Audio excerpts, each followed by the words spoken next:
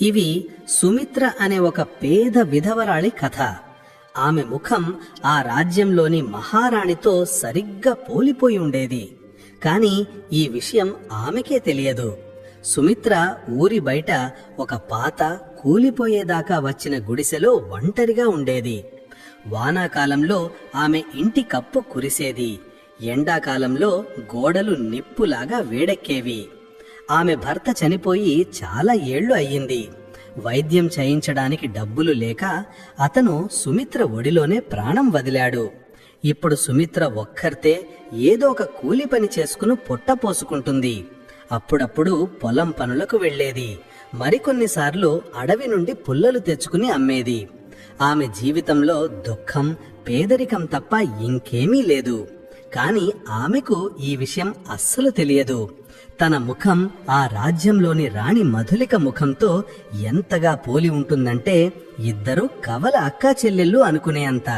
ఊరి జనాలకు కూడా రాణిని ఎప్పుడూ దగ్గర నుండి చూసిన అనుభవం లేదు. అందుకని వాళ్లకు కూడా ఈ సంగతి తెలియదు. ఒకరోజు ఊళ్ళో గొప్ప సందడి మొదలయ్యింది. డప్పుల చప్పుడు, రాజా భటులు ఏదో గొప్ప ప్రకటన చేస్తున్నారు.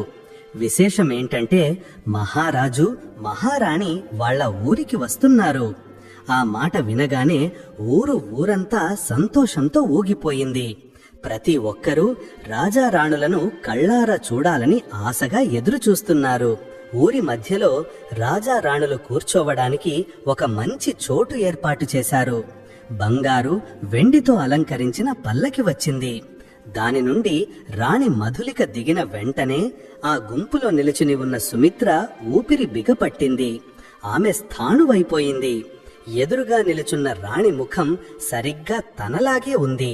అవే కళ్ళు, అదే ముక్కు, ప్రతి అణువు తనలాగే. తను ఏదో కల కంటుందా లేదా అద్దంలో తన ముఖమే చూసుకుంటుందా అని సుమిత్రకు అనిపించింది. ఊరిలో జనం మధ్య గుసగుసలు మొదలయ్యాయి. ఒక ఆమె తన పక్కన ఉన్న ఆమెను మోచేయితో గిల్లి, అది చూడు, మన సుమిత్ర సరిగ్గా రాణిలాగే కనిపిస్తుంది అని మెల్లగా చెప్పింది. రెండో ఆమె, అవునే, కాని అదృష్టం చూడు, ఎక్కడ ఆ మహారాణి, ఎక్కడ ఈ బీద ఆవిడ, ఇద్దరికీ భూమికి ఆకాశానికి ఉన్నంత తేడా అని పలికింది. కాని సుమిత్ర మనసులో వేరే ఆలోచనే నడుస్తోంది. ఆ గుసగుసలు ఆమె లోపల నిద్రపోతున్న ఒక చిన్న నిప్పు రవ్వను రాజేసుకునేలా చేశాయి. మొదటిసారి ఆమెకు అనిపించింది, ఇప్పటి వరకు సాధారణ మట్టిలో కలిసిన ముఖం అనుకున్న తన ఈ రూపమే తన గొప్ప బలం కాగలదని. ఆ రాత్రి రాజారాణులు ఉండటానికి ఊరి జమీందారు గారి పెద్ద హవేలీని ఒక చిన్న కోటలాంటి భవనంలాగా మార్చారు. అప్పుడు సుమిత్ర తన జీవితంలోనే అత్యంత ధైర్యవంతమైన, ప్రమాదకరమైన నిర్ణయం తీసుకుంది. ఒకవేళ నేను రాణి స్థానం తీసుకుంటే, ఈ ఆలోచన ఆమె లోపల అడవిలో వచ్చిన మంటలాగా వ్యాపించింది. కాని ప్రశ్న, ఎలా? ఈ అసాధ్యమనిపిస్తున్న పని ఎలా పూర్తవుతుంది? ఆమె గుట్టు చప్పుడు కాకుండా ఆ భవనం దగ్గరికి వెళ్లి చెట్ల చీకటిలో దాక్కుని గమనించడం మొదలెట్టింది. రాణిగారి ఒక ప్రత్యేకమైన దాసి, బహుశా ఆమెకు చాలా నమ్మకమైన సేవకురాలు, ఆ భవనం వెనుక ఉన్న ఒక రహస్య మార్గం నుండి బయటకు వెళ్లడం చూసింది. సుమిత్ర మెదడులో ఒక ప్రమాదకరమైన ప్రణాళిక రూపుదిద్దుకుంది.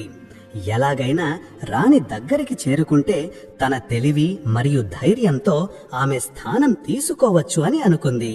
రాత్రి అంధకారం ఇంకా చిక్కగా పడినప్పుడు, 4 పక్కల శ్మశాన మౌనం ఆవరించినప్పుడు సుమిత్ర దాక్కుంటూ గోడల చాటున నడుస్తూ ఒక పిల్లిలాగా మెల్లగా అడుగులేసి ఆ భవనంలోకి ప్రవేశించింది. ఆమె కళ్ళు ఒక వేటగాడులాగా రాణి ఉన్న గదిని వెతుకుతున్నాయి. అక్కడ రాణి మధులిక తన గదిలో ఒంటరిగా ఉంది. రోజంతా ప్రయాణం, ప్రజల అభినందనలు ఆమెను అలసిపోయేలా చేశాయి. ఆమె విశ్రాంతి తీసుకుంటుంది. సుమిత్ర మెల్లగా గదిలోకి అడుగు పట్టగానే ఆమెను చూసి రాణి మధులిక దిగ్భ్రాంతికి గురయ్యింది. ఆమె కేకలు తన గొంతులోనే ఆగిపోయాయి. ఇది ఏం మాయా? నువ్వెవరు అని రాణి భయంతో వణుకుతున్న గొంతుతో అడిగింది. సుమిత్ర ముఖం మీద ఒక రహస్యమైన చల్లటి చిరునవ్వు కనిపించింది. మాయ కాదు రాణిగారు, ఇది అదృష్టం ఆడుతున్న ఆట. నేను మీలాగే ఉంటాను. ఇప్పుడు నేను మీ స్థానం తీసుకోవడానికి వచ్చాను.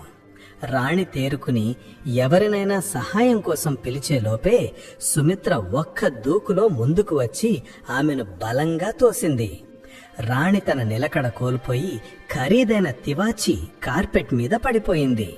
రాణి మధులిక నేల మీద పడి ఉండగా సుమిత్ర త్వరగా గదిని పరీక్షిస్తోంది. తనకు ఎక్కువ సమయం లేదని ఆమెకు తెలుసు. ఆమె త్వరగా రాణిగారి విలువైన మాణిక్యాల గాజులు, బరువైన బంగారు కంకణాలు మరియు పట్టు వస్త్రాలు చూసింది. ఆమె కళ్ళలో ఒక విచిత్రమైన మెరుపు, ఆకలితో ఉన్న కల నిజమవుతున్న మెరుపు. నేను రాణిలాగా కనిపిస్తుంటే నేను రాణినే అవుతాను అని తన మనస్సులో దృఢంగా అనుకుంది. రాణి మధులిక తేరుకునే అవకాశం ఇవ్వకుండా సుమిత్ర అక్కడే ఉన్న ఒక పట్టు దుప్పటాతో చాలా వేగంగా, నిర్దయగా ఆమె చేతులు కట్టేసింది మరియు ఆమె నోటిలో ఒక గుడ్డ కుక్కింది, ఎక్కడ అరుస్తుందో అని. నన్ను వెళ్ళనివ్వు, నువ్వు ఏం చేస్తున్నావు అని రాణి గొంతు వినిపించకుండా బలహీనంగా వచ్చింది. నీ స్థానం తీసుకోవడానికి వచ్చాను నా రాణి అని సుమిత్ర విజయ గర్వంతో నవ్వుతూ చెప్పింది. రాణి కళ్లలో భయం, నిస్సహాయత స్పష్టంగా కనిపిస్తున్నాయి. ఈ ఆవిడ ఎవరో, ఎందుకిలా చేస్తోందో ఆమెకు అర్థం కాలేదు. సుమిత్ర సమయం వృధా చెయ్యకుండా వెంటనే రాణిగారి రాజాభరణాలు, విలువైన బట్టలు వేసుకుంది. ఆమె గదిలో ఉన్న పెద్ద అద్దంలో తనని తాను చూసుకుంది. ఇప్పుడు ఆమె పూర్తిగా రాణి మధులికలాగే ఉంది. కానీ ఆమెకు తెలుసు, కేవలం రూపం మార్చుకుని బట్టలు వేసుకుంటే సరిపోదు. ఆమె రాణిలాగా ప్రవర్తించాలి కూడా. రాణి ఆత్మని తన లోపల ఆవాహింపు చేసుకోవాలి. వెంటనే బయట ఎవరో నడుస్తున్న శబ్దం వినిపించింది. రాణిగారు, రాజు విక్రమ్ సింగ్ గారు మిమ్మల్ని భోజనాలకి పిలుస్తున్నారు అని ఒక దాసి గొంతు వినిపించింది. సుమిత్ర గుండె ఒక్క క్షణం ఆగిపోయినట్లయింది. ఇప్పుడు అసలు పరీక్ష మొదలవుతుంది అని అనుకుంది. తను చిన్న పొరపాటు చేసినా అంతా నాశనమవుతుంది. కానీ ఆమె భయపడలేదు. ఊపిరి పీల్చుకుంది. తన గొంతులో రాజసాన్ని, మృదుత్వాన్ని తెచ్చే ప్రయత్నం చేస్తూ తలుపు తీసింది. నేను వస్తున్నానని రాజుకి చెప్పు అని మెల్లగా అంది, నిజమైన రాణి మాట్లాడినట్లే. ఆ దాసి గౌరవంగా తలదించి వెళ్ళిపోయింది. ఆ భవనంలోని గొప్ప భోజనాల గదిలో రాజు విక్రమ్ సింగ్ తన రాణి కోసం ఎదురు చూస్తున్నాడు. సుమిత్ర అక్కడికి చేరగానే రాజు నవ్వుతూ ఆమె వైపు చూశాడు. నువ్వు కొంచెం కంగారుగా కనిపిస్తున్నావు మధులిక అని రాజు చాలా మెత్తని స్వరంలో అడిగాడు. సుమిత్ర వెంటనే తలదించుకుంది, ఎక్కడ రాజు తన కళ్ళలో ఉన్న భయం చూడకుండా. లేదు మహారాజ్, కేవలం రోజంతా ప్రయాణం వల్ల కొంచెం అలసిపోయాను. రాజు ప్రేమతో ఆమె చెయ్యి పట్టుకున్నాడు. సుమిత్ర గుండె మళ్లీ ఒకసారి గట్టిగా కొట్టుకుంది. ఆమె చెయ్యి వణుకుతున్నట్లు అనిపించింది. రాజుకి అనుమానం వస్తే, కాని రాజు ఏమీ అనలేదు. బహుశా అది అలసట వల్ల వచ్చిందని సరిపెట్టుకున్నాడు ఏమో. భోజనం మొదలైంది. సుమిత్ర చాలా సూక్ష్మంగా, మౌనంగా రాణి ఎలా తింటోందో, ఎంత మర్యాదగా మాట్లాడుతోందో గమనించింది. ఆమె ప్రతి చిన్న విషయాన్ని తన మెదడులో ఒక స్పాంజ్ లాగా పీల్చుకుంటోంది. ఇప్పటి నుండి నేనే రాణి, మరియు నేను నా నిజ స్వరూపాన్ని ఎంత విలువ చెల్లించినా సరే ప్రపంచానికి తెలియకుండా దాచిపెడతాను అని తనకు తాను చెప్పుకుంది. అక్కడ నిజమైన రాణి మధులిక ఆ గదిలో ఇంకా బందీగానే ఉంది. ఆమె కళ్ళలో భయం, కోపం రెండూ ఒకేసారి కనిపిస్తున్నాయి. ఈ ఆవిడ ఎవరో, ఎందుకిలా చేస్తోందో ఆమెకు అర్థం కావడం లేదు. ఒకవేళ రాజుకి ఈ విషయం తెలిస్తే ఈ మోసకారపు ఆమెను ప్రాణాలతో వదలడు అని రాణి మనసులో అనుకుంది. కాని సుమిత్ర అంత అమాయకురాలు కాదు. నిజమైన రాణిని శాశ్వతంగా తన దారి నుండి తొలగించాలని, లేకపోతే తన ఈ ప్రమాదకరమైన కుట్రలు ఎప్పుడైనా పేకమేడల్లా కూలిపోవచ్చని ఆమెకు బాగా తెలుసు. సుమిత్ర తనను పూర్తిగా రాణిలాగా మార్చుకోవాలని నిశ్చయించుకుంది. తన ప్రతి హావభావాన్ని, ప్రతి తీరును అదుపులో పెట్టుకుంది. తన నడకను మెరుగుపరుచుకుంది మరియు రాణి మధులికలాగా మెల్లగా మధురమైన గొంతుతో మాట్లాడటం అభ్యాసం చేసింది. కాని ఆ భవనంలో ఉండే పనివాళ్లు, దాసీలు మరియు ముఖ్యంగా పాత సభికుల కళ్ళు డేగలాగా చాలా చురుకైనవి. ఎవరికైనా కొంచెం అనుమానం వచ్చినా ఆమె ప్రణాళిక అంతా గంగలో కలిసిపోతుంది. ఆ దర్బారులో మంత్రి రఘునాథ్కి అందరి వల్ల కన్నా ముందు ఏదో తేడాగా అనిపించింది. అతను చిన్నప్పటి నుండి రాణి మధులికతో ఆడుకుంటూ పెరిగాడు మరియు ఆమె ప్రతి చిన్న అలవాటు అతనికి బాగా తెలుసు. మరుసటి రోజు సుమిత్ర దర్బారులో రాజు విక్రమ్ సింగ్ ముందు వంగి అభివాదనం చేసినప్పుడు రఘునాథ్ గమనించాడు. రాణి సాధారణంగా అలా వంగరు. ఆమె వంగే విధానం వేరేలాగా ఉంటుంది. దాంట్లో ఒక సహజ రాజసాని గరిమ ఉంటుంది. అది ఈ ఆవిడలో లేదు. ఏమైంది మహారాణి, మీరు కొంచెం మారిపోయినట్లు కనిపిస్తున్నారు అని రఘునాథ్ అనుమానంగా చూస్తూ అడిగాడు. సుమిత్ర గుండె వేగంగా కొట్టుకుంది. కాని ఆమె చాలా కష్టం మీద తన నిలకడ కోల్పోకుండా నిల్చుంది. కేవలం ప్రయాణం వల్ల అలసట రఘునాథ్జీ, మీరు అనవసరంగా కంగారు పడుతున్నారు అని ఆమె రాణిలాగా మర్యాదగా చిన్న చిరునవ్వుతో జవాబిచ్చింది. రఘునాథ్ మౌనంగా ఉన్నాడు. కాని అతని అనుభవజ్ఞానమైన కళ్లలో అనుమానం రేఖ స్పష్టంగా కనిపించింది. అక్కడ రాణి మధులిక ఆ చీకటి గదిలో ఇంకా ఖైదీగానే ఉంది. ఆమె తన పట్టు తాళ్లను విప్పడానికి చాలా ప్రయత్నించింది. కాని అవి చాలా గట్టిగా కట్టి ఉన్నాయి. ఆమె ప్రతిసారి విఫలమయ్యింది.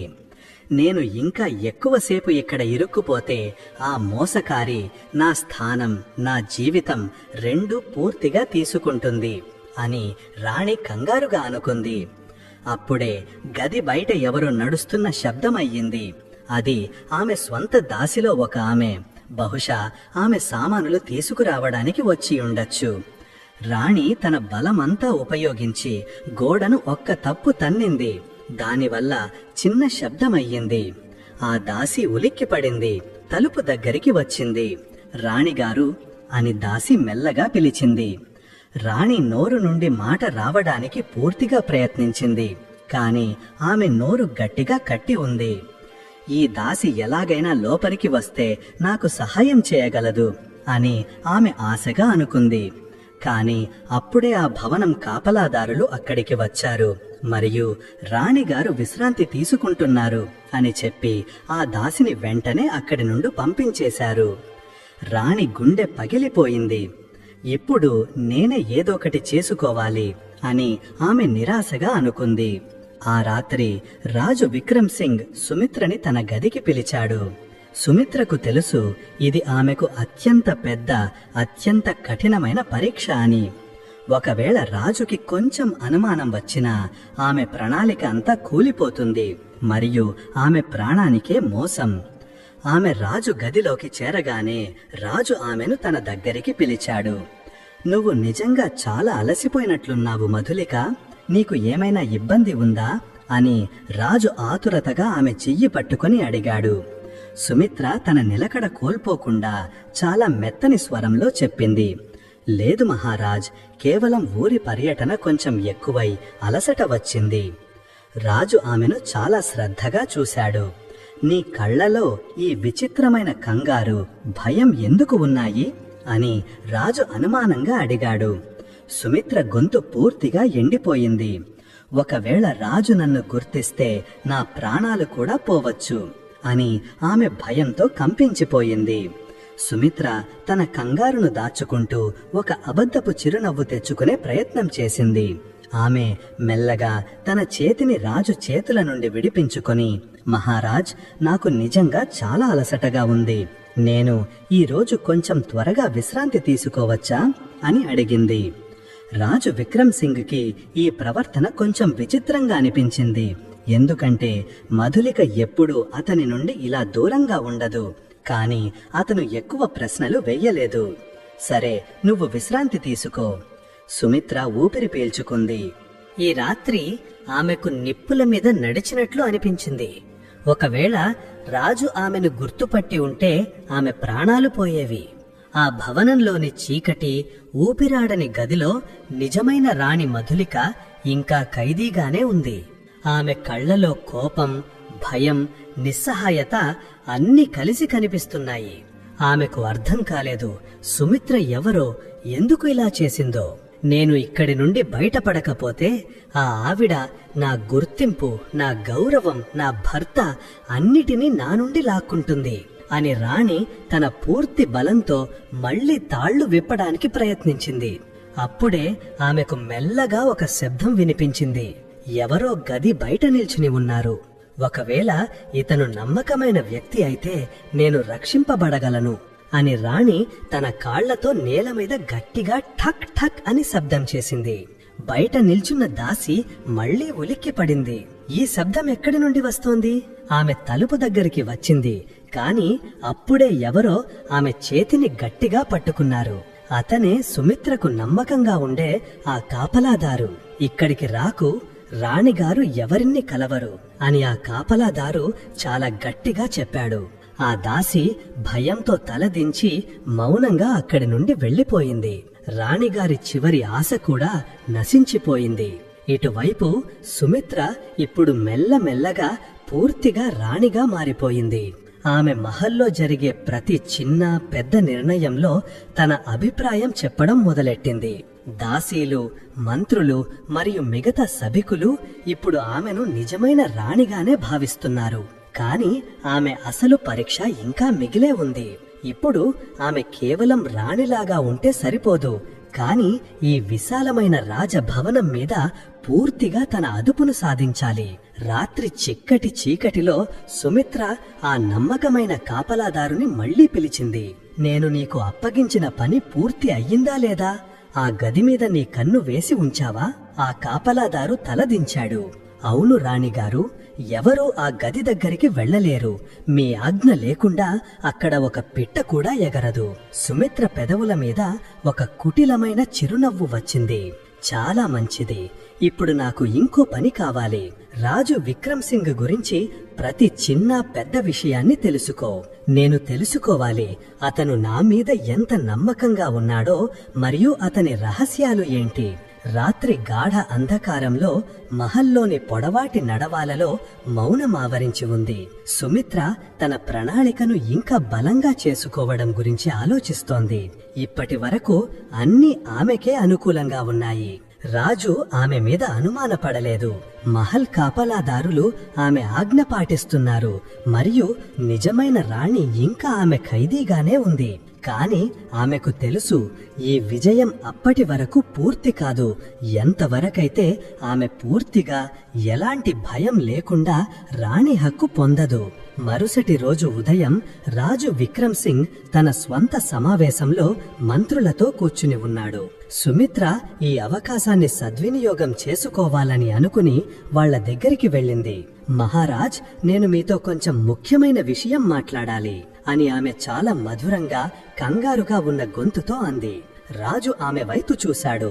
చెప్పు మధులిక, ఏం విషయం? సుమిత్ర ఒక గాఢ శ్వాస తీసుకుని చాలా అమాయకంగా చెప్పింది. నాకు అనిపిస్తోంది రాజమహల్లో కొంతమంది నా మీద పూర్తిగా విశ్వాసంగా లేరు. నాకు వాళ్ల ప్రవర్తనలో నా మీద అనుమానం కనిపిస్తోంది. రాజు తన కనుబొమ్మలు ముడిచాడు. ఎవరు వాళ్ళు? సుమిత్ర చాలా జాగ్రత్తగా జవాబిచ్చింది. నేను ఎవరి పేరు చెప్పలేను మహారాజ్, కాని నాకు ఇలా అనిపిస్తోంది, ఎవరో నాకు వ్యతిరేకంగా ఏదో కుట్ర పన్నుతున్నారు. రాజు కొంతసేపు ఆలోచనలో పడ్డాడు. తరువాత చెప్పాడు, ఒకవేళ అలాంటిది ఏదైనా ఉంటే నేనే స్వయంగా ఈ విషయాన్ని చూసుకుంటాను. కాని నువ్వు కంగారు పడకు, ఎవరూ నీకు హాని చెయ్యలేరు. సుమిత్ర గౌరవంగా తలదించింది. కాని లోపల లోపల తన ఈ ఎత్తుగడ ఫలించినందుకు సంతోషపడుతోంది. ఇప్పుడు రాజే నన్ను కాపాడతారు, ఎవరూ నా మీద అనుమానపడే ధైర్యం చెయ్యలేరు అని అనుకుంది. ఇటువైపు నిజమైన రాణి మధులిక ఓడిపోయే వాళ్లలో కాదు. ఆమె తన పట్టుతాళ్లను మెల్లమెల్లగా తన చర్మానికి రాసుకుంటూ వదులు చేసే ప్రయత్నం కొనసాగిస్తూనే ఉంది. నేను ఎలాగైనా ఇక్కడి నుండి బయటపడాలి. ఆమె తన శరీరానికి పూర్తి బలంతో ఒక విసురు విసిరింది. చివరికి ఆమె ఒక చెయ్యి కట్టు కొంచెం వదిలయ్యింది. ఆమె ఇంకా బలంగా లాగింది. కొంతసేపటికే ఆమె 2 చేతులు స్వాతంత్రం పొందాయి. ఇప్పుడు ఆమె త్వరగా తన కాళ్ల తాళ్లు విప్పుకుంటోంది. కాని అప్పుడే ఎవరో అడుగుల శబ్దం అయ్యింది. ఎవరో ఆమె గది వైపు వేగంగా వస్తున్నారు. ఒకవేళ నేను ఇప్పుడు దొరికిపోతే అంతా ఆగిపోతుంది అని రాణి త్వరగా తనని తాను ఇప్పటి వరకు ఎలా కట్టిపెట్టేసుకుని ఉందో అలాగే కూర్చుంది. తలుపు తెరుచుకుంది. లోపలికి సుమిత్రకు నమ్మకంగా ఉండే ఆ కాపలాదారే వచ్చాడు.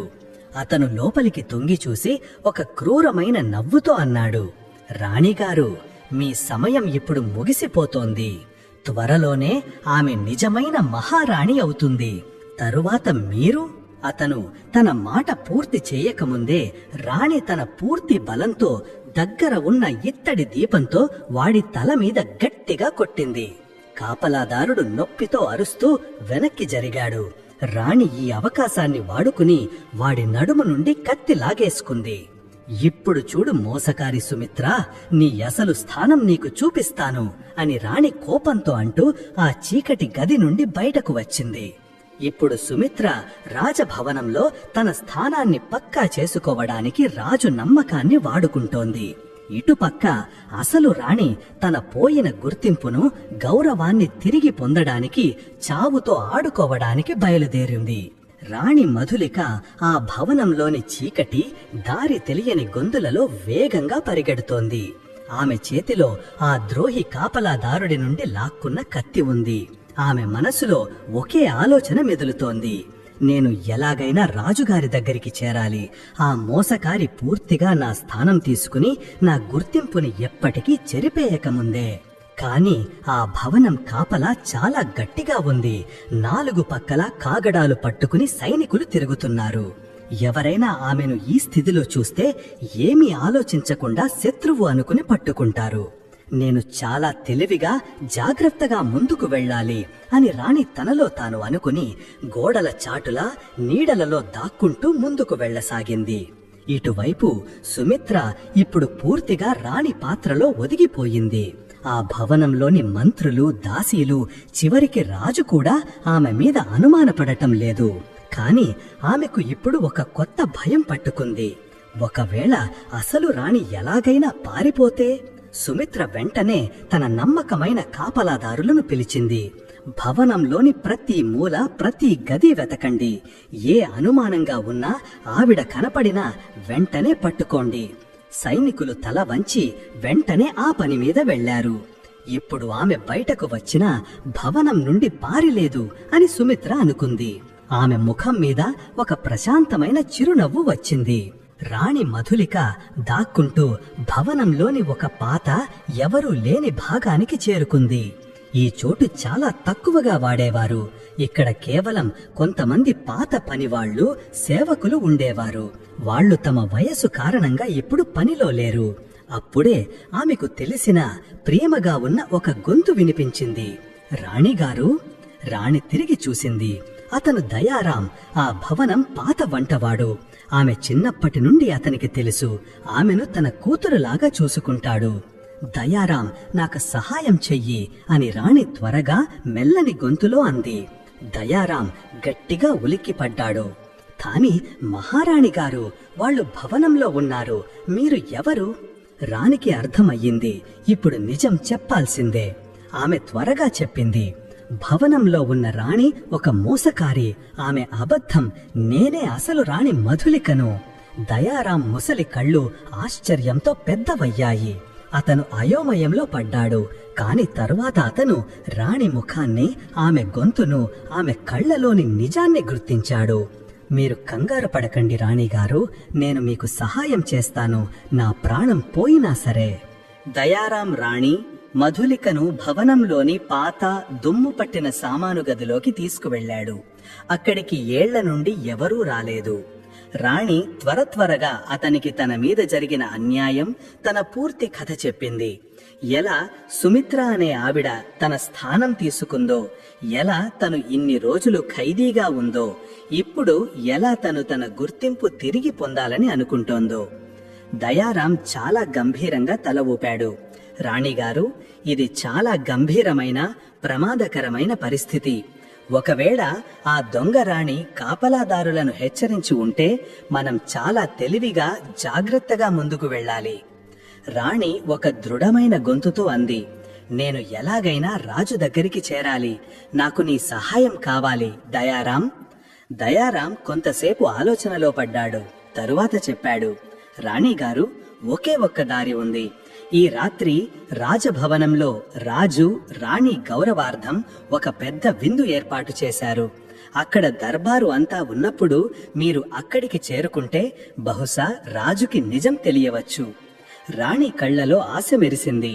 ఈ ఆలోచన చాలా బాగుంది, కానీ అక్కడికి చేరడానికి మనం వేషం మార్చుకోవాలి. ఇటువైపు సుమిత్ర ఇప్పుడు తన నిజం ఎవరూ తెలుసుకోలేరు అని పూర్తిగా నిశ్చింతగా ఉంది. రాజు విక్రమ్ సింగ్ కూడా ఇప్పుడు ఆమె మీద పూర్తిగా నమ్మకంగా ఉన్నాడు. ఆమె ఒక ప్రత్యేక ఆజ్ఞ జారీ చేసింది.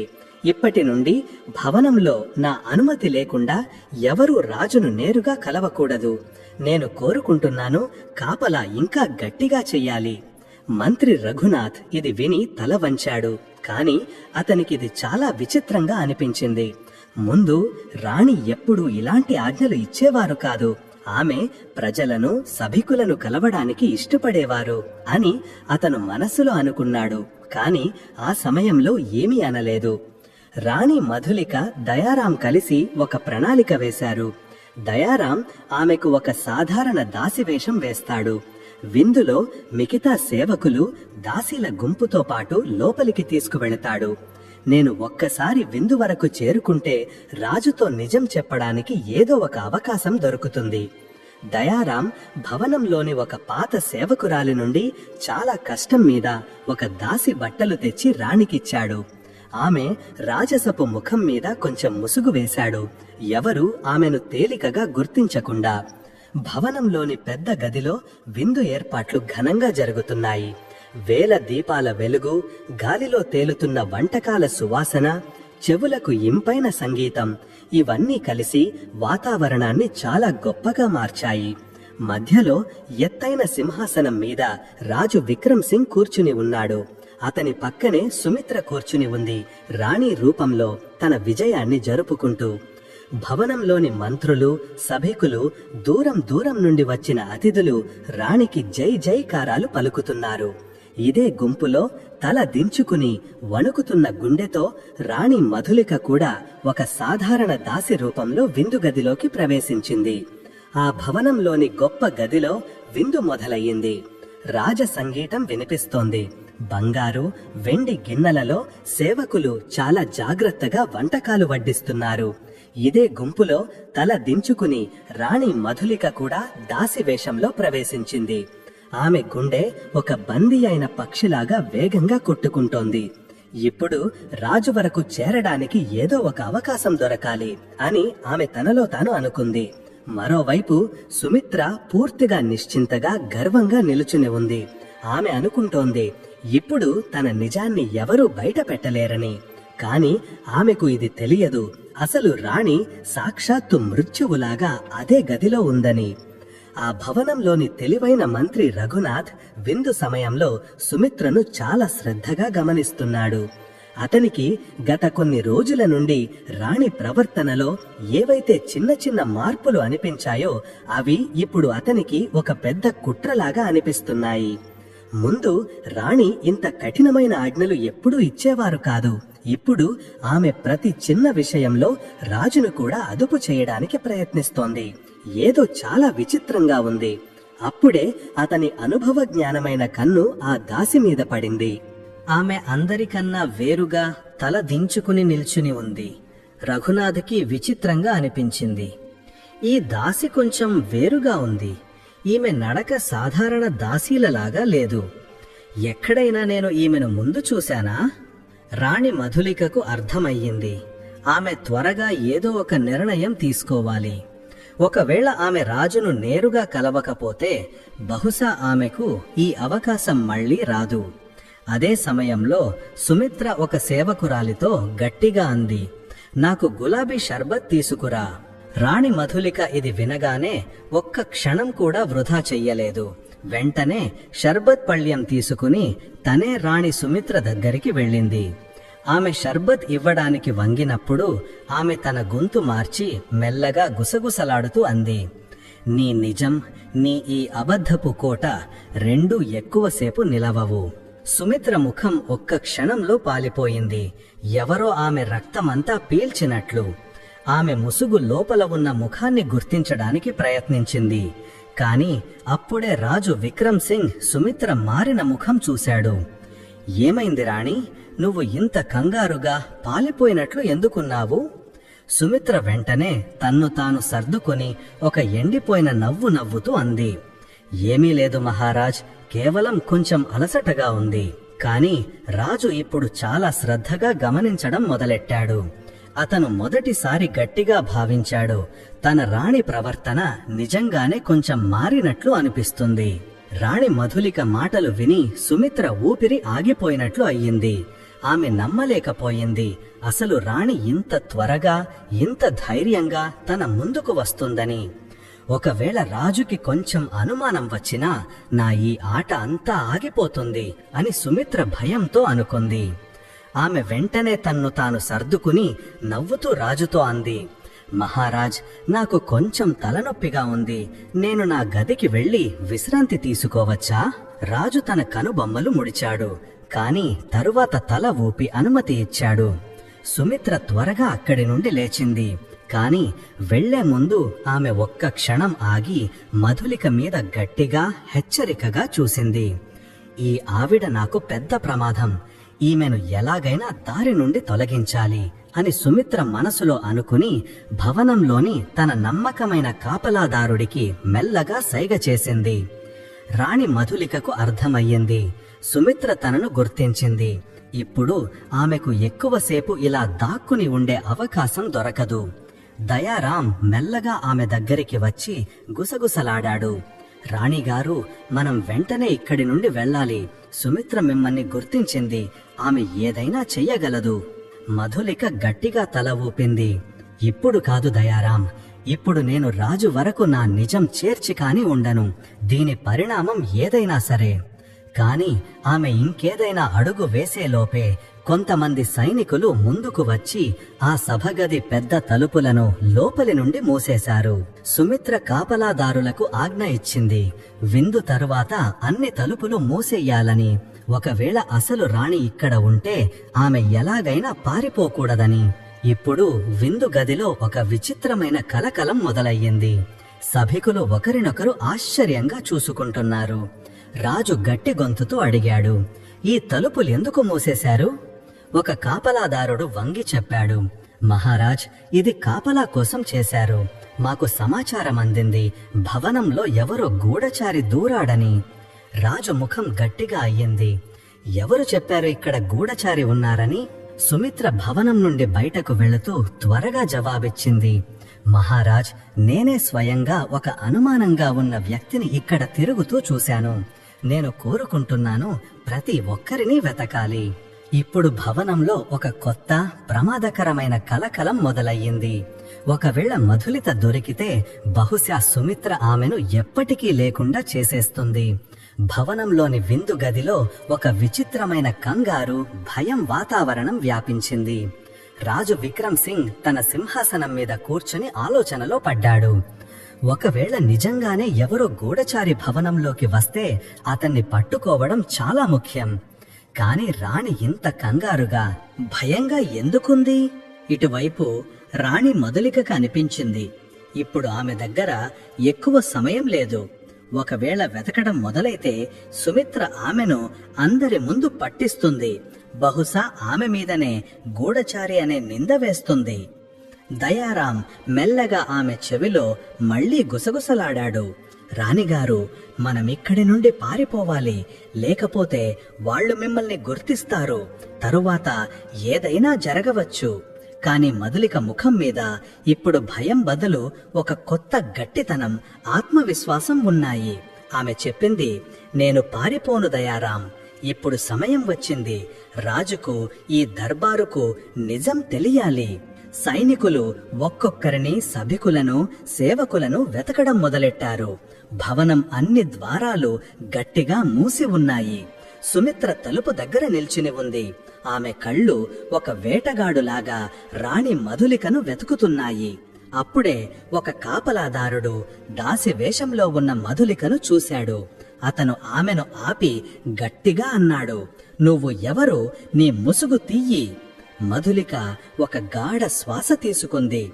ఇప్పుడు దాక్కోవడం వల్ల ప్రయోజనం లేదు. ఆమె మెల్లగా, చాలా ప్రశాంతంగా తన ముసుగు తీసింది. ఆమె ముఖం బయటకు రాగానే దర్బారంతా గట్టి నిశ్శబ్దం వ్యాపించింది. రాజు విక్రమ్ సింగ్ కళ్ళు ఆశ్చర్యంతో పెద్దవయ్యాయి. అతను తన చోటు నుండి లేచి నిల్చున్నాడు, ఏదో దయ్యాన్ని చూసినట్లు. ఇది ఏం జరుగుతుంది? ఇప్పుడు సభికులలో గట్టి కలకలం మొదలయ్యింది. అందరూ ఒకరినొకరు ఆశ్చర్యంగా, నమ్మలేకుండా చూసుకుంటున్నారు. సుమిత్ర ముఖం పూర్తిగా పాలిపోయింది. ఆమె అనుకుంది మధులిక భయపడి పారిపోతుందని. కాని ఈమె నేరుగా రాజు ముందే వచ్చింది. రాణి మధులిక ముందుకు వచ్చి రాజు ముందు తలదించి ఒక గట్టి, స్పష్టమైన, అధికారిక గొంతుతో అంది, "మహారాజ్, మీ ముందు ఇన్ని రోజులు రాణిగా కూర్చున్న ఆవిడ అసలు రాణి కాదు. నేనే మీ అసలు రాణి మధులికను." దర్బారంతా భూకంపం వచ్చినట్లు అయ్యింది. మంత్రి రఘునాథ్ వేగంగా ముందుకు వచ్చాడు. "మీరు ఏమంటున్నారు మహారాణి గారు?" రాజు ముఖం రాయిలాగా గట్టిగా అయ్యింది. అతను ఇప్పుడు ఒకేసారి సుమిత్ర వైపు చూడసాగాడు. ఆమె భయంతో వణుకుతుంది. సుమిత్రకు అర్థం కాలేదు ఇప్పుడు ఏం చెయ్యాలో. ఆమె త్వరగా తనను తాను సర్దుకుని ఒక అబద్ధపు నవ్వు నవ్వుతూ అంది, "మహారాజ్, ఈ ఆవిడకు పిచ్చి పట్టింది. ఈమె తన ప్రాణాలు కాపాడుకోవడానికి అబద్ధం చెబుతోంది." కాని రాజు అనుభవ జ్ఞానమైన కళ్లలో ఇప్పుడు అనుమానం మొదలయ్యింది. దర్బారులో ఒక విచిత్రమైన గట్టి నిశ్శబ్దం వ్యాపించింది. సభికులందరూ ఆశ్చర్యపోయి నిల్చుని ఉన్నారు. ఇద్దరు రాణులు సరిగ్గా ఒకేలా కనిపిస్తున్నారు. ఇప్పుడు ఎవరు అసలు, ఎవరు నకిలీ, ఇది గుర్తించడం అసాధ్యం. రాజు విక్రమ్ సింగ్ కళ్ళు ఒకసారి ఈమె మీద, ఒకసారి ఆమె మీద పడుతున్నాయి. అతని మనసులో ఒక తుఫాను లేస్తుంది. ఒకవేళ ఈమె నిజంగానే నా రాణి మధులిక అయితే మరి ఇన్ని రోజులు నాతో, నా గదిలో, నా జీవితంలో ఉన్న ఆమె ఎవరు? సుమిత్ర వెంటనే అబద్ధపు నవ్వు నవ్వుతూ తన మాటను ఇంకా గట్టిగా చెప్పింది, "మహారాజ్, ఈ ఆవిడ కేవలం భవనంలో గందరగోళం సృష్టించడానికి ఏదో ప్రమాదకరమైన ఎత్తుగడ వేస్తోంది. ఈమెను ఇప్పుడే ఖైదు చేయించండి." కాని ఏ సైనికుడు ముందుకు రాకముందే రాణి మధులిక ఇంకా గట్టిగా అంది, "నేను అబద్ధం చెబుతుంటే మీరు నన్ను పరీక్షించండి. మీరు నన్ను ఏది అడిగినా నేను మీ ప్రతి ప్రశ్నకు సరిగ్గా జవాబిస్తాను." రాజు కొంతసేపు మౌనంగా ఉన్నాడు. తరువాత అతను ఒక గట్టి నిర్ణయం తీసుకుని అన్నాడు, "సరే, నువ్వు నా అసలు రాణి అయితే చెప్పు, మన మొదటి కలయిక ఎక్కడా, ఎలా అయ్యిందో?" మధులిక ముఖం మీద ఒక చిన్న చిరునవ్వు వచ్చింది. ఆమె వెంటనే జవాబిచ్చింది, "మహారాజ్, మన మొదటి కలయిక భవనం తోటలో అయ్యింది. నేను తెల్ల కమలం పువ్వులు కోస్తుంటే మీరు వెనుక నుండి వచ్చి నన్ను ఆపారు. అప్పుడు మీరు అన్నారు, అసలైన అందాన్ని కొయ్యకూడదు, దాన్ని కాపాడాలి." రాజు కళ్లలో ఆశ్చర్యం, పాత జ్ఞాపకాల మెరుపు వచ్చింది. సుమిత్ర ఇది చూసి గట్టిగా భయపడింది. ఆమె వెంటనే అంది, "ఈ మాట ఏ పాత సేవకుడైనా చెప్పగలడు. దీనివల్ల ఏం నిరూపణ అవుతుంది?" రాజు మధులిక వైపు తిరిగి తన రెండో, ఇంకా వ్యక్తిగతమైన ప్రశ్న అడిగాడు, "మన పెళ్లి మొదటి రాత్రి నేను నీకు ఏ బహుమతి ఇచ్చాను?" మధులిక ఒక్క క్షణం కూడా ఆగకుండా చెప్పింది, "మీరు నాకు వెండి పట్టీలిచ్చారు. వాటికి చాలా చిన్న చిన్న గంటలున్నాయి. మీరన్నారు, నేను ఎప్పుడు నడిచినా ఈ గంటలు మీకు ఎప్పుడూ నా ఉనికిని తెలియజేస్తాయి. మీరు నన్ను చూడలేకపోయినా సరే." ఇప్పుడు రాజు పూర్తిగా ఆశ్చర్యపోయాడు. ఈ మాట అతనికి, తన రాణికి తప్ప ఈ ప్రపంచంలో ఎవరికీ తెలియదు. ఇప్పుడు సుమిత్రకు అర్థమయ్యింది విషయం తన చేతి నుండి జారిపోతుందని. ఆమె వెంటనే కంగారుగా అంది, "లేదు మహారాజ్, ఈ ఆవిడ కేవలం కథలల్లుతుంది. ఈమెను భవనం నుండి బయటకు పంపించండి." కాని రాజు ఇప్పుడు పూర్తిగా మధులిక వైపే చూస్తున్నాడు. అతను సైనికులకు ఆజ్ఞ ఇచ్చాడు, ఈ ఆవిడను ఆపండి. నిజం పూర్తిగా బయటకు వచ్చే వరకు ఎవరూ ఈ భవనం నుండి బయటకు వెళ్లరు. దర్బారులో ఉద్రిక్తత పెరిగిపోయింది. సైనికులు రాజు ఆజ్ఞ పాటిస్తూ తలుపులను ఇంకా గట్టిగా మూసేశారు. ఇప్పుడు ఎవరూ బయటకు వెళ్లలేరు, నా సుమిత్ర, నా మధులిక. రాజు విక్రమ్ సింగ్ ఇప్పుడు పూర్తిగా మధులిక వైపే చూస్తున్నాడు. అతని కళ్లలో అనుమానం ఇప్పుడు తక్కువ, నమ్మకం ఎక్కువగా కనిపిస్తుంది. కాని సుమిత్ర అంత తేలికగా ఓడిపోయే రకం కాదు. సుమిత్ర వెంటనే తన మాట మారుస్తూ అంది, మహారాజ్, ఒకవేళ ఈమె నిజంగా మీ రాణి అయితే ఈమెకు తన గుర్తింపు నిరూపించుకునే హక్కు ఉండాలి. కాని నేను నకిలీ కాదని కూడా నిరూపణ అవ్వాలి కదా. రాజు గట్టి స్వరంలో అన్నాడు, నువ్వు ఏం చెప్పాలనుకుంటున్నావు? సుమిత్ర చాలా తెలివిగా జవాబిచ్చింది, నాకు కూడా ఒక అవకాశం ఇవ్వండి. నేను కూడా మీ అసలు రాణి అని చెబుతున్నాను. నేను కూడా ఏ పరీక్షకైనా సిద్ధంగా ఉన్నాను. దర్బారులో మళ్లీ గుసగుసలు మొదలయ్యాయి. సభికులందరూ ఒకరితో ఒకరు మాట్లాడుకుంటున్నారు. రాజు విక్రమ్ సింగ్ కొంతసేపు ఆలోచనలో పడ్డాడు. తరువాత అతను ఇద్దరి వైపు చూసి అన్నాడు, ఒకవేళ మీ ఇద్దరూ మిమ్మల్ని మీరే అసలు రాణి అని చెప్పుకుంటుంటే దీనికి నిర్ణయం తీసుకోవడానికి ఒకే ఒక దారి ఉంది, ఒక చివరి అంతిమ పరీక్ష. సుమిత్ర ముఖం మీద ఒక చిన్న చిరునవ్వు వచ్చింది. ఇప్పుడు నేను ఏదో ఒక కొత్త ఎత్తుగడ వేసి తప్పించుకోవచ్చు అని అనుకుంది. రాజు సింహాసనం నుండి లేచి చెప్పాడు, నా రాణికి ఒక అలాంటి విషయం గురించి తెలిసి ఉంటుంది. అది కేవలం మన ఇద్దరి మధ్య మాటే. ఒక అలాంటి రహస్యం నేను ఎప్పుడూ ఎవరికీ చెప్పలేదు, చివరికి నా నమ్మకమైన మంత్రికి కూడా. తరువాత అతను చాలా గంభీర స్వరంలో అన్నాడు, ఎవరైతే ఈ ప్రశ్నకు సరిగ్గా జవాబిస్తారో వాళ్లే నా అసలు రాణి అవుతారు.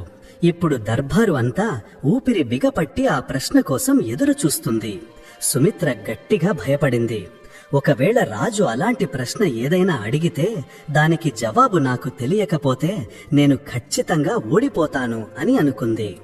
దర్బారులో శ్మశాన నిశ్శబ్దం వ్యాపించింది. రాజు విక్రమ్ సింగ్ ప్రశ్న ఇంకా అడగలేదు. కాని సుమిత్ర నుదుటి మీద చెమట చుక్కలు మెరుస్తున్నాయి. ఒకవేళ రాజు అలాంటి ప్రశ్న అడిగితే దానికి జవాబు నాకు తెలియకపోతే నేను దొరికిపోతాను అని సుమిత్ర మనసులో పదే పదే అనుకుంది. ఇటువైపు అసలు రాణి మధులిక పూర్తిగా ప్రశాంతంగా స్థిరంగా నిల్చుని ఉంది. ఆమెకు పూర్తి నమ్మకం ఉంది, రాజు అలాంటి ప్రశ్నే అడుగుతాడు. దానికి జవాబు ఈ ప్రపంచంలో కేవలం ఆమెకు మాత్రమే తెలుసు. రాజు విక్రమ్ సింగ్ ఒక లోతైన శ్వాస తీసుకుని సుమిత్ర తలరాతను నిర్ణయించే ఆ ప్రశ్నను గాలిలోకి వదిలాడు. నా అసలు రాణికి నా అతి పెద్ద బలహీనత, నా అతి పెద్ద భయం గురించి తెలిసి ఉంటుంది. సుమిత్ర ముఖం పూర్తిగా పాలిపోయింది. భయమా? సర్వశక్తిమంతుడైన రాజు దేనికైనా భయపడతారా? ఆమెకు ఈ విషయం గురించి కొంచెం కూడా తెలియదు. కాని మధులిక కళ్లలో ఒక గుర్తింపు మెరుపు వచ్చింది. ఆమె ఒక్క క్షణం కూడా ఆలోచించకుండా చెప్పింది, మహారాజ్, మీరు చిన్నప్పుడు గుర్రాలంటే చాలా భయపడేవారు. రాజగురువు మీకు మొదటిసారి గుర్రపు స్వారీ నేర్పించడానికి ప్రయత్నించినప్పుడు మీరు గుర్రం మీద నుండి దారుణంగా కింద పడ్డారు.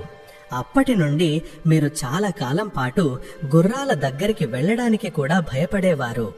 రాజు ముఖంలో ఒక లోతైన ఆశ్చర్యం కనిపించింది. ఈ విషయం కేవలం తన అసలు రాణికి మాత్రమే తెలిసి ఉంటుంది. ఎందుకంటే ఆయనే స్వయంగా ఈ రహస్యాన్ని తన రాణికి చెప్పాడు. సుమిత్రకు తన ఓటమి, తన చావు రెండు కళ్ల ముందు కనిపించాయి. ఇప్పుడు నేను ఏదైనా చెయ్యాలి, లేకపోతే నేను ఖచ్చితంగా దొరికిపోతాను. సుమిత్రకు ఇప్పుడు తన దగ్గర ఎక్కువ సమయం లేదని అర్థమైంది. ఆమె వెంటనే తన చివరి ఎత్తుగడ వేసింది. ఆమె కన్నీళ్లు కార్చడం మొదలుపెట్టి, మహారాజ్, నన్ను క్షమించండి. నేను మీతో ఈ మోసం ఎప్పుడూ చెయ్యాలనుకోలేదు. కాని నాకొక పెద్ద ఆపద వచ్చింది అంది. రాజు చాలా కఠినమైన స్వరంలో అడిగాడు, ఏం ఆపద? సుమిత్ర త్వరగా ఆయన మోకాళ్ల మీద కూర్చుని ఏడుస్తూ చెప్పింది, నన్ను ఒకరు బలవంతం చేశారు మహారాజ్. ఒకరు నన్ను రాణి స్థానం తీసుకోమని ఆజ్ఞాపించారు. దర్బారులో మళ్లీ ఒక కొత్త కలకలం మొదలయ్యింది. ఇప్పుడు ఈ కథ ఒక కొత్త మలుపు తీసుకుంటుంది.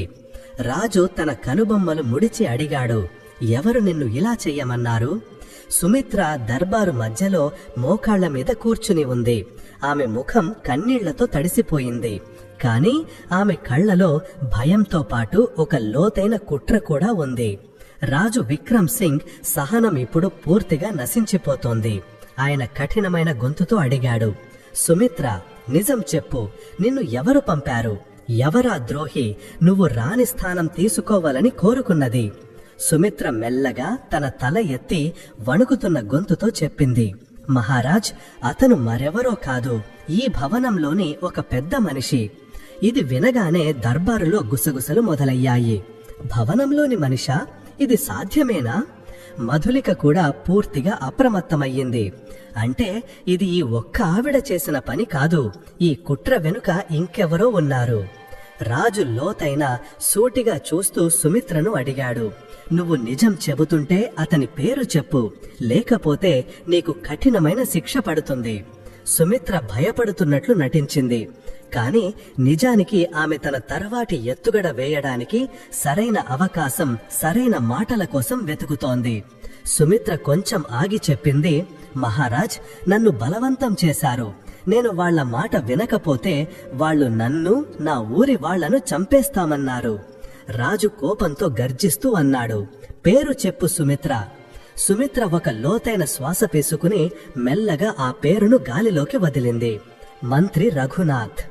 ఇది వినగానే దర్బారు అంతా కదిలిపోయింది. మంత్రి రఘునాథ్ రాజుకు అత్యంత నమ్మకమైన పాత సలహాదారులలో ఒకడు. రఘునాథ్ కూడా దారుణంగా ఆశ్చర్యపోయాడు. మహారాజ్, ఇది పచ్చి అబద్ధం.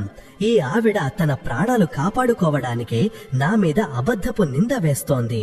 సుమిత్ర వెంటనే ఏడుస్తూ జవాబిచ్చింది, నేను అబద్ధం చెబుతుంటే మీరు దీన్ని గురించి విచారణ చేయించండి. మంత్రి రఘునాథే నాకు ఈ పని అప్పగించారు. ఆయన అసలు రాణిని దారి నుండి తొలగించి నన్ను ఆయన చేతిలో కీలుబొమ్మను చెయ్యాలనుకున్నారు. నా ద్వారా రాజ్యాన్ని ఏలాలనుకున్నారు. ఇప్పుడు రాజు విక్రమ్ సింగ్ కళ్ళు కోపంతో ఎర్రగా మారాయి. సైనికులారా, మంత్రి రఘునాథ్ను వెంటనే బంధించండి. మంత్రి రఘునాథ్ ముఖం పాలిపోయింది. ఇద్దరు సైనికులు ముందుకు వచ్చి అతన్ని పట్టుకోబోతుండగా అతను కోపంతో గర్జించాడు, మహారాజ్, ఇది అబద్ధం.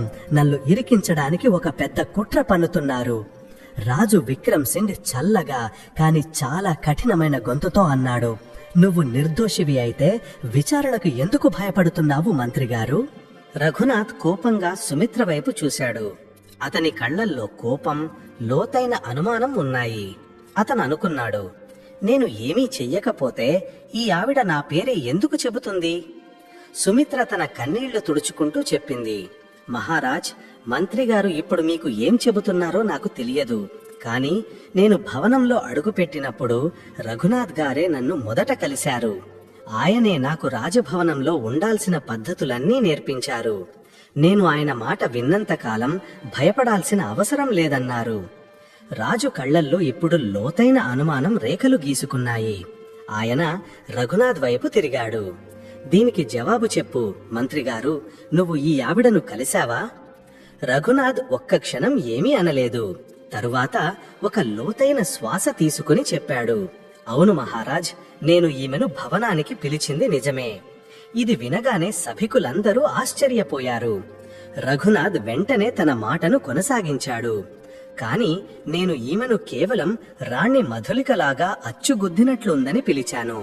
నేను ఈమెను మీ రాణిగారి భద్రత కోసం ఒక మారువేషపు రాణిగా, ఒక డూప్లికేట్ లాగా తయారు చెయ్యాలనుకున్నాను.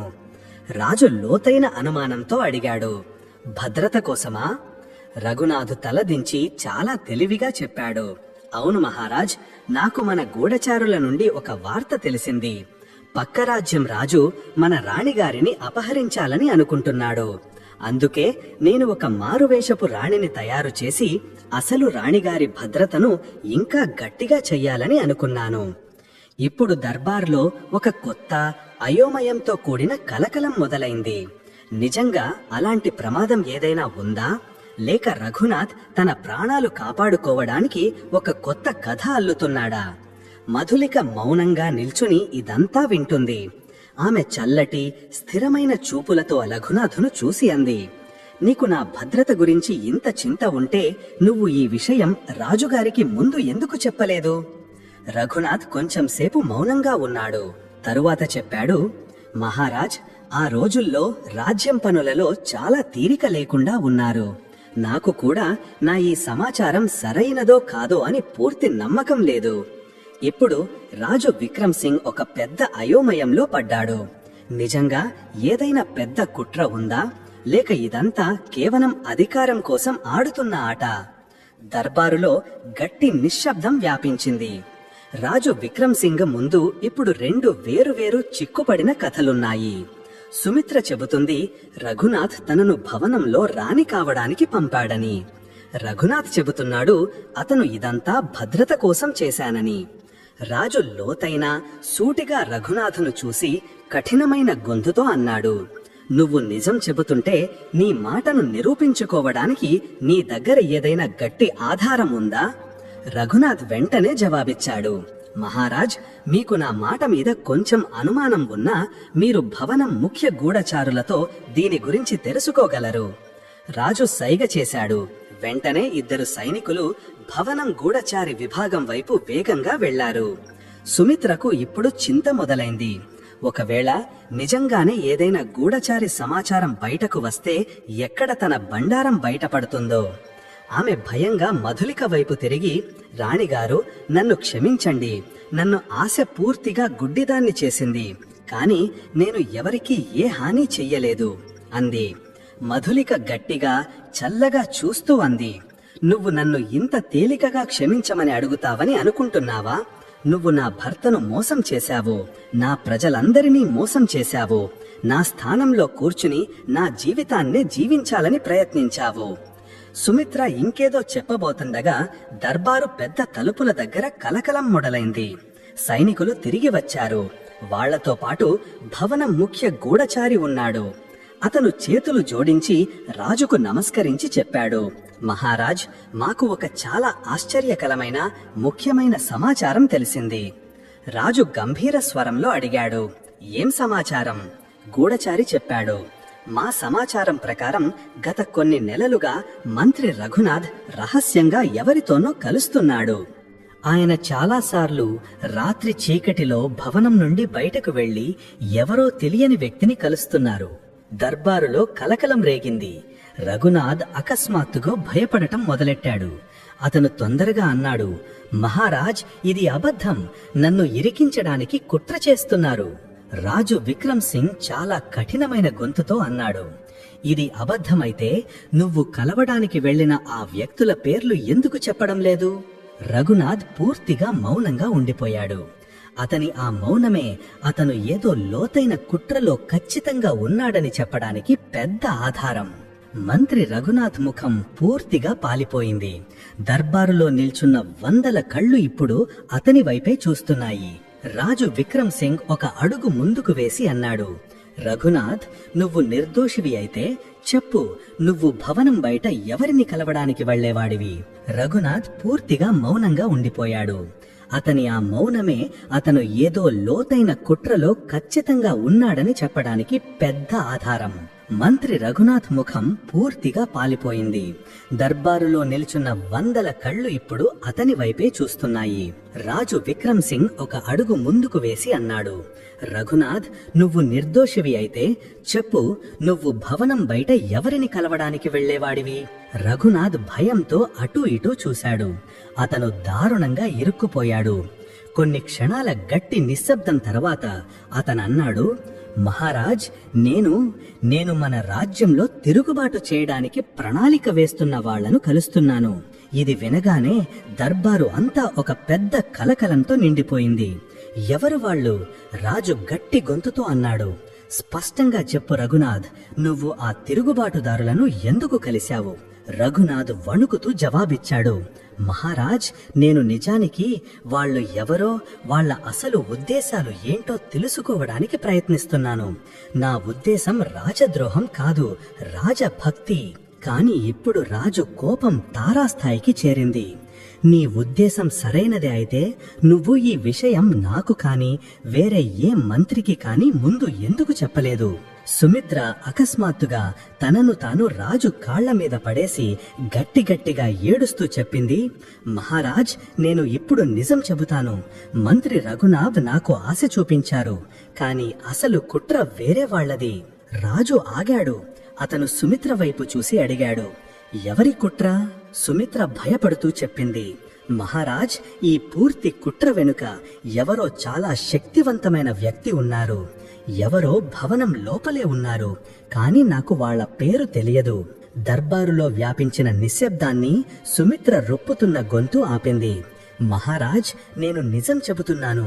నేను కూడా ఆ వ్యక్తి చెప్పినట్లే ఆడుతున్నాను. ఎవరైతే నాకు రాణి స్థానమిస్తానని ఆశ చూపించారో. రాజు విక్రమ్ సింగ్ కళ్ళు గట్టిపడ్డాయి. ఆయన ముందుకు వచ్చి సుమిత్ర గడ్డం పైకి ఎత్తి, నువ్వు నిజంగా నిర్దోషివి. వేరే వాళ్ళు చెప్పినట్లు ఆడుతుంటే మాకు ఆ అసలు నేరస్తుడి పేరు చెప్పు అన్నాడు. సుమిత్ర దారుణంగా భయపడింది. ఆమె ఆ అసలు నేరస్తుడి పేరు చెప్పాలా? కాని ఒకవేళ ఆమె పేరు చెబితే ఆ వ్యక్తి ఆమెను ఎప్పటికీ బ్రతకనివ్వడు. ఆమె తన కళ్ళు గట్టిగా మూసుకుంది, తనను తాను బలపరుచుకోవడానికి ప్రయత్నిస్తున్నట్లు. తరువాత మెల్లగా చెప్పింది, మహారాజ్, ఆ వ్యక్తి మరెవరో కాదు. కాని అకస్మాత్తుగా భవనం బయట నుండి ఒక పెద్ద పేలుడు శబ్దం వచ్చింది. అది భవనం అంతా కదిలేలా చేసింది. సైనికులు పరిగెత్తుకుంటూ వచ్చి ప్రకటించారు, మహారాజ్, భవనం పశ్చిమ ద్వారం మీద దాడి జరిగింది. చాలా మంది గుర్రపు స్వారీలు, తెలియని సైనికులు భవనంలోకి దూసుకురావడానికి ప్రయత్నిస్తున్నారు. రాజు వెంటనే ఆజ్ఞాపించాడు, సైనికులందరూ యుద్ధానికి సిద్ధంగా ఉండండి. భవనం అన్ని ద్వారాల భద్రతను వెంటనే రెట్టింపు చెయ్యండి. కాని సైనికులు పూర్తిగా తమ స్థానాలను తీసుకునే లోపే దర్బారు లోపలే గందరగోళం మొదలైంది. రఘునాథ్ అకస్మాత్తుగా తన నడుము నుండి ఒక చిన్న కత్తి తీసి పక్కన నిల్చున్న ఒక సైనికుడి మెడ మీద పెట్టి గర్జించాడు, ఎవరూ తమ చోటు నుండి కదలద్దు, లేకపోతే వీడు చస్తాడు. రాజు విక్రమ్ సింగ్ ఆశ్చర్యపోయాడు. రఘునాథ్, నువ్వు మమ్మల్ని మోసం చేశావా? రఘునాథ్ గట్టిగా నవ్వి అన్నాడు, మహారాజ్, నేను ఒంటరిగా లేను. నీ ఈ భవనం లోపల చాలా మంది నాతో ఉన్నారు. ఇప్పుడు ఈ రాజ్యం నీది కాదు, నాది. భవనం లోపల ఒక భయంకరమైన గందరగోళం మొదలైంది. నమ్మకమైన సైనికులు తమ కత్తులు దూశారు. కాని రఘునాథ్ నమ్మకమైన వాళ్లు కూడా ఇప్పుడు బయటకు వచ్చారు. రాజు విక్రమ్ సింగ్ కళ్ళు కోపంతో ఎర్రగా మారాయి. ఆయన గర్జిస్తూ అన్నాడు, రఘునాథ్, నువ్వు రాజద్రోహం చేశావు. నీ శిక్ష కేవలం చావు మాత్రమే. రఘునాథ్ మళ్లీ గట్టిగా నవ్వాడు. మహారాజ్, శిక్ష వేసే ముందు నిన్ను నువ్వు కాపాడుకో. ఎందుకంటే ఈ రోజు ఈ భవనానికి కొత్త రాజును నేను కాబోతున్నాను. సుమిత్ర ఇదంతా చూసి ఇంకా భయపడింది. ఆమె రఘునాథ్ పేరు చెప్పబోతోంది. కాని ఇప్పుడు అతనే తనను తాను అందరి ముందు బయట పెట్టుకున్నాడు. నేను రాజుకు సహాయం చెయ్యాలా లేక రఘునాథ్ వైపు ఉండాలా? ఆమె మనసులో ఒక భయంకరమైన యుద్ధం మొదలైంది. ఒకవేళ ఆమె రాజు వైపు ఉంటే రఘునాథ్ ఆమెను చంపేస్తాడు. ఒకవేళ ఆమె రఘునాథ్ వైపు ఉంటే రాజు ఆమెను ఎప్పటికీ క్షమించడు. నమ్మకమైన సైనికులకు, రఘునాథ్ మనుషులకు మధ్య ఒక భయంకరమైన యుద్ధం మొదలైంది. కత్తుల చప్పుడు, కేకలతో నేల ఎర్రగా మారుతోంది. రాజు తన కత్తి తీసి ఒకే దెబ్బకు ఇద్దరు ద్రోహులను చంపేశాడు. కాని అప్పుడే రఘునాథ్ మనుషులలో ఒకడు రాణి మధులిక మీద కొట్టడానికి తన కత్తి ఎత్తాడు. మధులిక ఏదైనా అర్థం చేసుకునే లోపే సుమిత్ర ఒక మెరుపు వేగంతో ఆమెకు అడ్డంగా వచ్చింది. ఆ కత్తి దెబ్బ సుమిత్ర చేతి మీద పడింది. ఆమె చేతి నుండి రక్తం ధారగా కారుతోంది. ఆమె తన ప్రాణాలకు తెగించి రాణిని కాపాడింది. భవనం లోపల యుద్ధం తారాస్థాయికి చేరింది. రాజు విక్రమ్ సింగ్ కత్తి వరుసగా శత్రువులను చంపుతోంది. కాని రఘునాథ్ మనుషుల సంఖ్య ఎక్కువగా ఉంది. రాణి మధులికను కాపాడిన తరువాత సుమిత్ర నొప్పితో మూలుగుతోంది. కాని ఆమె ధైర్యం కోల్పోలేదు. ఆమె పక్కన పడి ఉన్న ఒక కత్తిని తీసుకుని రఘునాథ్ సైనికుడి మీద పూర్తి బలంతో దాడి చేసింది. మధులిక నమ్మలేకుండా సుమిత్ర వైపు చూసింది. ఏ ఆవిడైతే ఆమె స్థానం తీసుకోవాలని ప్రయత్నించిందో ఈ రోజు ఆమెను కాపాడుతోంది. రఘునాథ్ ఇది చూసి కోపంతో ఊగిపోయాడు. అతను తన కత్తి ఎత్తి గర్జించాడు. సుమిత్ర, నువ్వు నన్ను మోసం చేశావు. ఇప్పుడు నిన్ను బ్రతకనివ్వను. రఘునాథ్ తన పూర్తి బలంతో కత్తి విసిరాడు. కాని సుమిత్ర నొప్పితో ఉన్న కిందకు వంగింది. అదే సమయంలో రాజు విక్రమ్ సింగ్ వెనుక నుండి వచ్చి ఒక గట్టి దెబ్బ కొట్టాడు. రఘునాథ్ కత్తి అతని చేతి నుండి జారి కింద పడింది. మరుక్షణమే రాజు కత్తి అతని ఛాతీలో దిగింది. రఘునాథ్ రొప్పుతూ వెనక్కి పడ్డాడు. అతని కళ్లలో లోతైన అపనమ్మకం. మహారాజ్, ఇది జరగకూడదు అంటూ అతను నేల మీద పడిపోయాడు. అతని ప్రాణాలు పోయాయి. తమ నాయకుడు చనిపోవడం చూసి అతని మనుషులు భయపడ్డారు. తమ ప్రాణాలు కాపాడుకోవడానికి పారిపోయారు. భవనం నమ్మకమైన సైనికులు మిగిలిన తిరుగుబాటుదారులను కూడా తరిమేశారు. చివరికి భవనం మళ్లీ సురక్షితంగా అయ్యింది. రాజు తన రక్తంతో తడిసిన కత్తిని కింద పెట్టి మధులిక వైపు చూశాడు. ఆమె సురక్షితంగా ఉంది. కాని ఆమె చూపులు గాయపడిన సుమిత్ర మీద ఉన్నాయి. సుమిత్ర కళ్లలో పశ్చాత్తాపం, కన్నీళ్లు ఉన్నాయి. ఆమె రాజు ముందు మోకాళ్ల మీద కూర్చుని చెప్పింది, మహారాజ్, నేను చాలా పెద్ద నేరం చేశాను. కాని నేను చివరిలో రాణిగారిని కాపాడటానికి ప్రయత్నించాను. దయచేసి నన్ను క్షమించండి. రాజు ఒక లోతైన శ్వాస తీసుకుని అన్నాడు, సుమిత్ర, నీ నేరం చాలా పెద్దది, క్షమించలేనిది. కాని నువ్వు చివరిలో పశ్చాత్తాపపడ్డావు. నీ ప్రాణాలను పణంగా పెట్టావు. నేను నీకు మరణశిక్ష వేయను. కాని ఇప్పుడు నీకు ఈ భవనంలో ఏ స్థానం లేదు. సుమిత్ర తన తల దించుకుంది. ఆమెకు తెలుసు ఇదే ఆమె అసలైన శిక్ష అని. రాజభవనం కల కన్న ఆవిడ ఇప్పుడు ఎప్పటికీ ఆ కలకు దూరంగా ఉండాలి. రాజు ఆమెను భవనానికి చాలా దూరంగా ఉన్న ఒక ఊరిలో ఉండమని ఆజ్ఞాపించాడు. అక్కడ ఆమె ఒక కొత్త, ఎవరికీ తెలియని జీవితం మొదలు పెట్టవచ్చు. కొన్ని రోజుల తరువాత భవనంలో మళ్లీ శాంతి నెలకొంది. రాజు, రాణి తమ రాజ్యాన్ని ముందుకన్నా గట్టిగా చేశారు. ఇప్పుడు వాళ్ళు ముందుకన్నా ఎక్కువ జాగ్రత్తగా, తెలివిగా ఉన్నారు. మధులిక అప్పుడప్పుడు ఒంటరిగా ఉన్నప్పుడు అనుకునేది, ఒకవేళ సుమిత్ర ఆ రోజు ఆశపడి ఇదంతా చెయ్యకపోతే బహుశా ఆమె తలరాతలో ఇంకేదైనా రాసి ఉండేదేమో. కాని ఇప్పుడు ఇది కేవలం గతం తాలూకు ఒక కథ. అది భవనం ఎత్తైన మౌన గోడలలో ఎప్పటికీ సమాధి అయిపోలింది. రాజు విక్రమ్ సింగ్ ఒక లోతైన శ్వాస తీసుకుని సుమిత్ర తలరాతను నిర్ణయించే ఆ ప్రశ్నను గాలిలోకి వదిలాడు. నా అసలు రాణికి నా అతిపెద్ద బలహీనత, నా అతిపెద్ద భయం గురించి తెలిసి ఉంటుంది. అది ఈ రోజు వరకు నేను ఎవ్వరికీ చెప్పని భయం. సుమిత్ర ముఖం పూర్తిగా పాలిపోయింది. భయమా? సర్వశక్తిమంతుడైన రాజు దేనికైనా భయపడతారా? ఆమెకు ఈ విషయం గురించి కొంచెం కూడా తెలియదు. కాని మధులిక కళ్లలో ఒక గుర్తింపు మెరుపు వచ్చింది. ఆమె ఒక్క క్షణం కూడా ఆలోచించకుండా చెప్పింది, మహారాజ్, మీరు చిన్నప్పుడు గుర్రాలంటే చాలా భయపడేవారు. రాజగురువు మీకు మొదటిసారి గుర్రపు స్వారీ నేర్పించడానికి ప్రయత్నించినప్పుడు మీరు గుర్రం మీది నుండి దారుణంగా కింద పడ్డారు. అప్పటి నుండి మీరు చాలా కాలం పాటు గుర్రాల దగ్గరికి వెళ్లడానికి కూడా భయపడేవారు. రాజు ముఖంలో ఒక లోతైన ఆశ్చర్యం కనిపించింది. ఈ విషయం కేవలం తన అసలు రాణికి మాత్రమే తెలిసి ఉంటుంది. ఎందుకంటే ఆయనే స్వయంగా ఈ రహస్యాన్ని తన రాణికి చెప్పాడు. సుమిత్రకు తన ఓటమి, తన చావు రెండు కళ్ల ముందు కనిపించాయి. ఇప్పుడు నేను ఏదైనా చెయ్యాలి, లేకపోతే నేను ఖచ్చితంగా దొరికిపోతాను. సుమిత్రకు ఇప్పుడు తన దగ్గర ఎక్కువ సమయం లేదని అర్థమైంది. ఆమె వెంటనే తన చివరి ఎత్తుగడ వేసింది. ఆమె కన్నీళ్లు కార్చడం మొదలుపెట్టి, మహారాజ్, నన్ను క్షమించండి. నేను మీతో ఈ మోసం ఎప్పుడూ చెయ్యాలనుకోలేదు. కాని నాకొక పెద్ద ఆపద వచ్చింది అంది. రాజు చాలా కఠినమైన స్వరంలో అడిగాడు, ఏం ఆపద? సుమిత్ర త్వరగా ఆయన మోకాళ్ల మీద కూర్చుని ఏడుస్తూ చెప్పింది, నన్ను ఒకరు బలవంతం చేశారు మహారాజ్.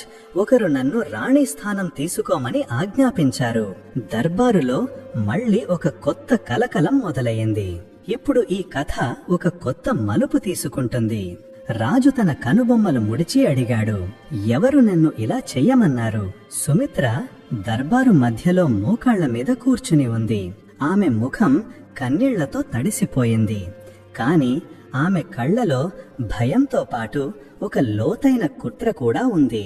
రాజు విక్రమ్ సింగ్ సహనం ఇప్పుడు పూర్తిగా నశించిపోతోంది. ఆయన కఠినమైన గొంతుతో అడిగాడు, సుమిత్ర, నిజం చెప్పు. నిన్ను ఎవరు పంపారు? ఎవరు ఆ ద్రోహి? నువ్వు రాణి స్థానం తీసుకోవాలని కోరుకున్నది? సుమిత్ర మెల్లగా తన తల ఎత్తి వణుకుపున్న గొంతుతో చెప్పింది, మహారాజ్, అతను మరెవరో కాదు, ఈ భవనంలోని ఒక పెద్ద మనిషి. ఇది వినగానే దర్బారులో గుసగుసలు మొదలయ్యాయి. భవనంలోని మనిషా? ఇది సాధ్యమేనా? మధులిక కూడా పూర్తిగా అప్రమత్తమయ్యింది.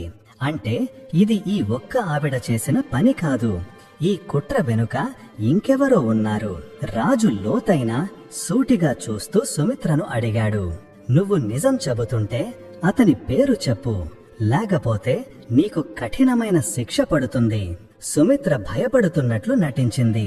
కాని నిజానికి ఆమె తన తరువాతి ఎత్తుగడ వేయడానికి సరైన అవకాశం, సరైన మాటల కోసం వెతుకుతోంది. సుమిత్ర కొంచెం ఆగి చెప్పింది, మహారాజ్, నన్ను బలవంతం చేశారు. నేను వాళ్ల మాట వినకపోతే వాళ్ళు నన్ను, నా ఊరి వాళ్లను చంపేస్తామన్నారు. రాజు కోపంతో గర్జిస్తూ అన్నాడు, పేరు చెప్పు సుమిత్ర. సుమిత్ర ఒక లోతైన శ్వాస తీసుకుని మెల్లగా ఆ పేరును గాలిలోకి వదిలింది, మంత్రి రఘునాథ్. ఇది వినగానే దర్బారు అంతా కదిలిపోయింది. మంత్రి రఘునాథ్ రాజుకు అత్యంత నమ్మకమైన పాత సలహాదారునిలో ఒకడు. రఘునాథ్ కూడా దారుణంగా ఆశ్చర్యపోయాడు. మహారాజ్, ఇది పచ్చి అబద్ధం. ఈ ఆవిడ తన ప్రాణాలు కాపాడుకోవడానికి నా మీద అబద్ధపు నింద వేస్తోంది. సుమిత్ర వెంటనే ఏడుస్తూ జవాబిచ్చింది, నేను అబద్ధం చెబుతుంటే మీరు దీని గురించి విచారణ చేయించండి. మంత్రి రఘునాథే నాకు ఈ పని అప్పగించారు. ఆయన అసలు రాణిని దారి నుండి తొలగించి నన్ను ఆయన చేతిలో కీలుబొమ్మను చెయ్యాలనుకున్నారు.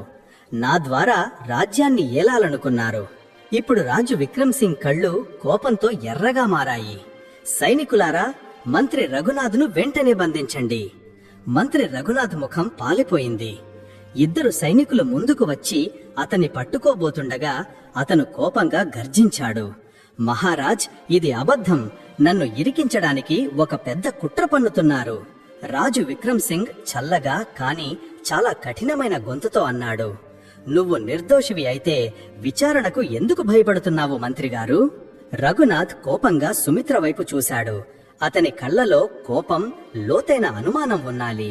అతను అనుకున్నాడు, నేను ఏమీ చెయ్యకపోతే ఈ ఆవిడ నా పేరే ఎందుకు చెబుతుంది? సుమిత్ర తన కన్నీళ్లు తుడుచుకుంటూ చెప్పింది, మహారాజ్, మంత్రిగారు ఇప్పుడు మీకు ఏం చెబుతున్నారో నాకు తెలియదు. కాని నేను భవనంలో అడుగు పెట్టినప్పుడు రఘునాథ్ గారే నన్ను మొదట కలిశారు. ఆయనే నాకు రాజభవనంలో ఉండాల్సిన పద్ధతులన్నీ నేర్పించారు. నేను ఆయన మాట విన్నంత కాలం భయపడాల్సిన అవసరం లేదన్నారు. రాజు కళ్లలో ఇప్పుడు లోతైన అనుమానం రేఖలు గీసుకున్నాయి. ఆయన రఘునాథ్ వైపు తిరిగాడు. దీనికి జవాబు చెప్పు మంత్రిగారు, నువ్వు ఈ ఆవిడను కలిశావా? రఘునాథ్ ఒక్క క్షణం ఏమీ అనలేదు. తరువాత ఒక లోతైన శ్వాస తీసుకుని చెప్పాడు, అవును మహారాజ్, నేను ఈమెను భవనానికి పిలిచింది నిజమే. ఇది వినగానే సభికులందరూ ఆశ్చర్యపోయారు. రఘునాథ్ వెంటనే తన మాటను కొనసాగించాడు, కాని నేను ఈమెను కేవలం రాణి మధులికనాగా అచ్చుగుద్దినట్లు ఉందని పిలిచాను. నేను ఈమెను మీ రాణిగారి భద్రత కోసం ఒక మారువేషపు రాణిగా, ఒక డూప్లికేట్ లాగా తయారు చేయాలనుకున్నాను. రాజు లోతైన అనుమానంతో అడిగాడు, భద్రత కోసమా? రఘునాథ్ తలదించి చాలా తెలివిగా చెప్పాడు, అవును మహారాజ్, నాకు మన గూఢచారుల నుండి ఒక వార్త తెలిసింది. పక్క రాజ్యం రాజు మన రాణిగారిని అపహరించాలని అనుకుంటున్నాడు. అందుకే నేను ఒక మారువేషపు రాణిని తయారు చేసి అసలు రాణిగారి భద్రతను ఇంకా గట్టిగా చెయ్యాలని అనుకున్నాను. ఇప్పుడు దర్బారులో ఒక కొత్త అయోమయంతో కూడిన కలకలం మొదలైంది. నిజంగా అలాంటి ప్రమాదం ఏదైనా ఉందా, లేక రఘునాథ్ తన ప్రాణాలు కాపాడుకోవడానికి ఒక కొత్త కథ అల్లుతున్నాడా? మధులిక మౌనంగా నిల్చుని ఇదంతా వింటుంది. ఆమె చల్లటి స్థిరమైన చూపులతో రఘునాథ్ను చూసి అంది, నీకు నా భద్రత గురించి ఇంత చింత ఉంటే నువ్వు ఈ విషయం రాజుగారికి ముందు ఎందుకు చెప్పలేదు? రఘునాథ్ కొంచెంసేపు మౌనంగా ఉన్నాడు. తరువాత చెప్పాడు, మహారాజ్, ఆ రోజుల్లో రాజ్యం పనులలో చాలా తీరిక లేకుండా ఉన్నారు. నాకు కూడా నా ఈ సమాచారం సరైనదో కాదో అని పూర్తి నమ్మకం లేదు. ఇప్పుడు రాజు విక్రమ్ సింగ్ ఒక పెద్ద అయోమయంలో పడ్డాడు. నిజంగా ఏదైనా పెద్ద కుట్ర ఉందా, లేక ఇదంతా కేవలం అధికారం కోసం ఆడుతున్న ఆట? దర్బారులో గట్టి నిశ్శబ్దం వ్యాపించింది. రాజు విక్రమ్ సింగ్ ముందు ఇప్పుడు 2 వేరువేరు చిక్కుపడిన కథలు ఉన్నాయి. సుమిత్ర చెబుతోంది రఘునాథ్ తనను భవనంలో రాణి కావడానికి పంపాడని. రఘునాథ్ చెబుతున్నాడు అతను ఇదంతా భద్రత కోసం చేశానని. రాజు లోపైన సూటిగా రఘునాథుని చూసి కఠినమైన గొంతుతో అన్నాడు, నువ్వు నిజం చెబుతుంటే నీ మాటను నిరూపించుకోవడానికి నీ దగ్గర ఏదైనా గట్టి ఆధారం ఉందా? రఘునాథ్ వెంటనే జవాబిచ్చాడు, మహారాజ్, మీకు నా మాట మీద కొంచెం అనుమానం ఉన్నా మీరు భవనం ముఖ్య గూఢచారులతో దీని గురించి తెలుసుకోగలరు. రాజు సైగ చేశాడు.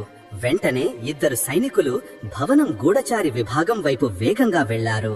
సుమిత్రకు ఇప్పుడు చింత మొదలైంది. ఒకవేళ నిజంగానే ఏదైనా గూఢచారి సమాచారం బయటకు వస్తే ఎక్కడ తన బండారం బయటపడుతోందో. ఆమె భయంగా మధులిక వైపు తిరిగి, రాణిగారు, నన్ను క్షమించండి. నన్ను ఆశ పూర్తిగా గుడ్డిదాన్ని చేసింది, కాని నేను ఎవరికీ ఏ హాని చెయ్యలేదు అంది. మధులిక గట్టిగా చల్లగా చూస్తూ అంది, నువ్వు నన్ను ఇంత తేలికగా క్షమించమని అడుగుతావని అనుకుంటున్నావా? నువ్వు నా భర్తను మోసం చేశావు, నా ప్రజలందరినీ మోసం చేశావు, నా స్థానంలో కూర్చుని నా జీవితాన్నే జీవించాలని ప్రయత్నించావు. సుమిత్ర ఇంకేదో చెప్పబోతుండగా దర్బారు పెద్ద తలుపుల దగ్గర కలకలం మొదలయింది. సైనికులు తిరిగి వచ్చారు. వాళ్లతో పాటు భవనం ముఖ్య గూఢచారి ఉన్నాడు. అతను చేతులు జోడించి రాజుకు నమస్కరించి చెప్పాడు, మహారాజ్, మాకొక చాలా ఆశ్చర్యకరమైన ముఖ్యమైన సమాచారం తెలిసింది. రాజు గంభీర స్వరంలో అడిగాడు, ఏం సమాచారం? గూఢచారి చెప్పాడు, మా సమాచారం ప్రకారం గత కొన్ని నెలలుగా మంత్రి రఘునాథ్ రహస్యంగా ఎవరితోనో కలుస్తున్నారు. ఆయన చాలాసార్లు రాత్రి చీకటిలో భవనం నుండి బయటకు వెళ్లి ఎవరో తెలియని వ్యక్తిని కలుస్తున్నారు. దర్బారులో కలకలం రేగింది. రఘునాథ్ అకస్మాత్తుగా భయపడటం మొదలెట్టాడు. అతను తొందరగా అన్నాడు, మహారాజ్, ఇది అబద్ధం. నన్ను ఇరికించడానికి కుట్ర చేస్తున్నారు. రాజు విక్రమ్ సింగ్ చాలా కఠినమైన గొంతుతో అన్నాడు, ఇది అబద్ధమైతే నువ్వు కలవడానికి వెళ్లిన ఆ వ్యక్తుల పేర్లు ఎందుకు చెప్పడం లేదు? రఘునాథ్ పూర్తిగా మౌనంగా ఉండిపోయాడు. అతని ఆ మౌనమే అతను ఏదో లోతైన కుట్రలో ఖచ్చితంగా ఉన్నాడని చెప్పడానికి పెద్ద ఆధారం.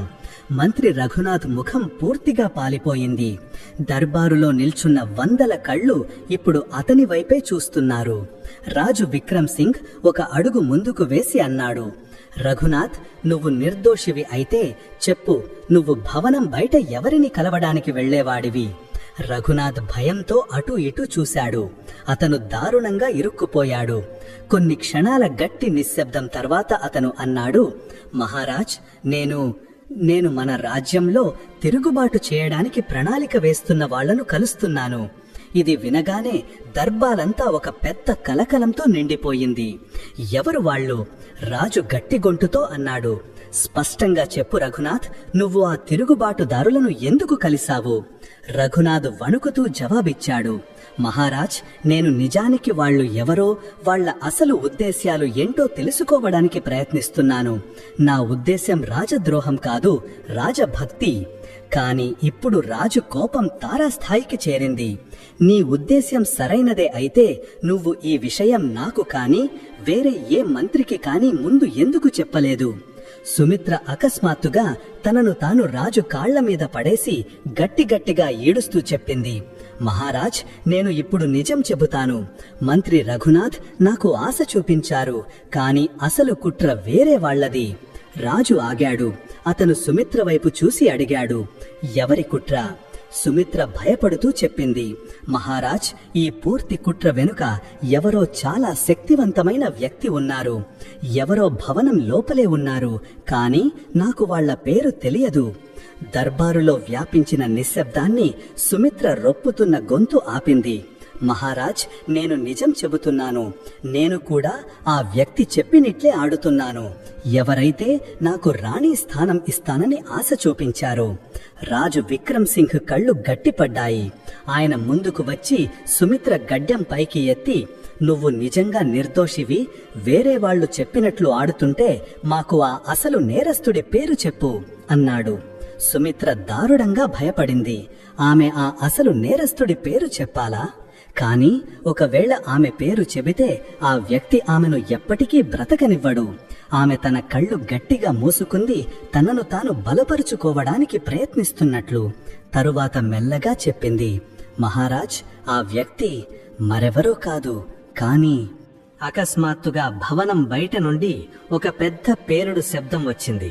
అది భవనమంతా కదిలేలా చేసింది.